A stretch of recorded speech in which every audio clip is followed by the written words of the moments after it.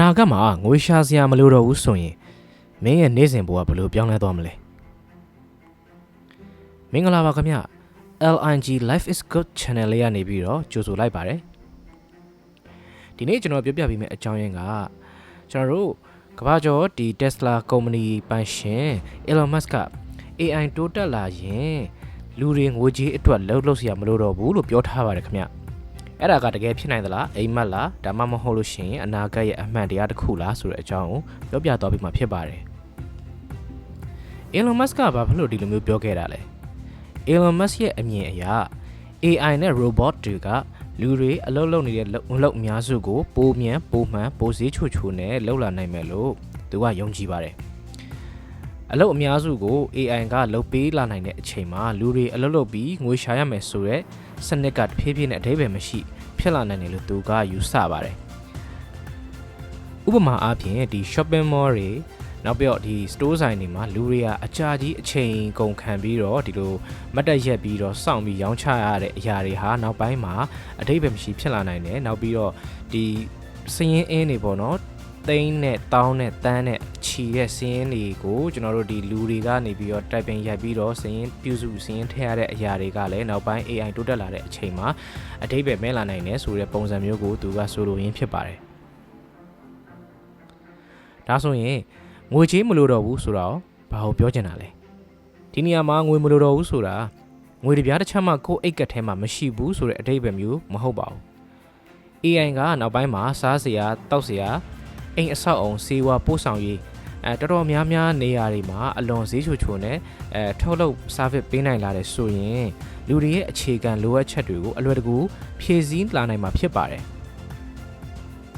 ကျွန်တော်တို့မျက်မှောက်ခေတ်မှာဆိုရင်တော့မှပဲအရင်တော့နဲ့မတူတော့ပဲဈေးဝယ်မယ်ဆိုလို့ရှိရင်ကိုယ့်အိမ်ကနေဖုန်းတစ်ချက်ဆက်ရုံနဲ့ကိုယ့်အိမ်ကိုပစ္စည်းအရောက်လာပို့နိုင်တာဒီစားတောက်တွေဆိုလို့ရှိရင်လည်းကျွန်တော်တို့ဒီ Grab တို့ Food Panda တို့ကနေပြီးတော့လှမ်းမှာလိုက်တာနဲ့ကိုယ့်အိမ်ရှိတီဒီ service လာနိုင်တာတွေကဒါကကျွန်တော်တို့ဒီ internet တွေဒီလိုမျိုး online ကနေပြီးတော့အရန်ကိုတိုးတက်ခင်မိလာတဲ့နေထိုင်မှုပုံစံပြောင်းလဲမှုတွေဖြစ်ပါတယ်ခင်ဗျနောက်ပိုင်းဒီထက်ပိုပြီးတော့ဒီလိုမျိုး service တွေဒီလိုမျိုးအခြေခံလိုအပ်ချက်တွေမှာ AI ကနေတဆင့်ပို့ပြီးတော့အဆင်ပြေလွယ်ကူအောင်လို့လုပ်ပေးလာနိုင်မယ်ဆိုတဲ့အကြောင်းရင်းကိုဆိုလိုရင်းဖြစ်ပါတယ်နောက်တစ်ချက်က AI က level တော်တော်များများမှာဒီလူတွေရဲ့ effort ကိုလျော့ပြီးတော့သူတို့ရဲ့ creative တွေ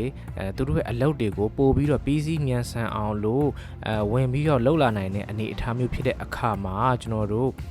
ဒီငွေရှာရမယ့်လမ်းကြောင်းတွေငွေရမယ့်လမ်းကြောင်းတွေဟာလည်းပို့ပြီးတော့တွင်ကျယ်လာနိုင်တယ်ဆိုတဲ့သဘောမျိုးလည်းဖြစ်ပါတယ်အဲ့ဒီလိုအချိန်မှာကျွန်တော်တို့များသောအားဖြင့်ဒီငွေရှိမှအသက်ရှင်နိုင်တယ်ဆိုတဲ့စနစ်ကတဖြည်းဖြည်းနဲ့ပျောက်ကွယ်ပြောင်းလဲသွားနိုင်တယ်ဆိုတာမျိုးကိုလည်းသူကဆိုလိုရင်းဖြစ်ပါတယ်ခင်ဗျဒါဆိုအနာဂတ်မှာအဲ့လိုမျိုးတွေဖြစ်လာမယ်ဆိုရင်ဒီလူတွေကဘယ်လိုဖြစ်လာနိုင်လဲဆိုတာကိုလည်း Elon Musk ကခံမှန်းပြောကြားထားတာရှိပါတယ်လူတွေကအလုပ်လုပ်ဖို့မလိုတော့ရင်တဲ့အဓိပ္ပာယ်ရှိတဲ့အရာတွေကိုပို့လိုက်စားနိုင်မယ်လို့သူကပြောပါတယ်ဥပမာအနုပညာဂီတကျန်တဲ့တခြားသောလူမှုကူညီမှုတွေပေါ့နော်ငွေကြေးအတွက်မဟုတ်တဲ့ဒီစိတ်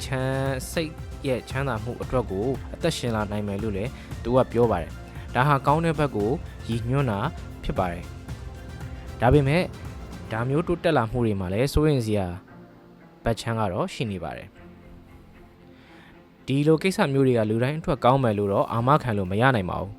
AI ကိုဘယ်သူတွေကပိုင်ဆိုင်မလဲအနာဂတ်မှာဘယ်သူတွေကထိန်းချုပ်မလဲဆိုတာကလည်းအရေးကြီးပါတယ်ခင်ဗျမတူညီမှုတွေပိုကြီးလာနိုင်တဲ့အန္တရာယ်မျိုးလည်းရှိလာနိုင်ပါတယ်ဟုတ်ကဲ့ဒါဆိုလို့ရှိရင် AI ကြောင့်အနာဂတ်မှာငွေကြီးမလိုတော့ဘူးဆိုတာအိမ်မက်လားဒါမှမဟုတ်ရင်အန္တရာယ်လားဒါမှမဟုတ်ရင်လူသားတွေစမ်းသက်ရှောက်လန်းရမယ့်လမ်းသစ်တစ်ခုလားပရိသတ်တို့ရဲ့အမြင်ကို comment မှာပြောခဲ့လို့ရပါတယ်ခင်ဗျဒီဗီဒီယိုလေးကိုကြိုက်နေတဲ့ဆိုရင်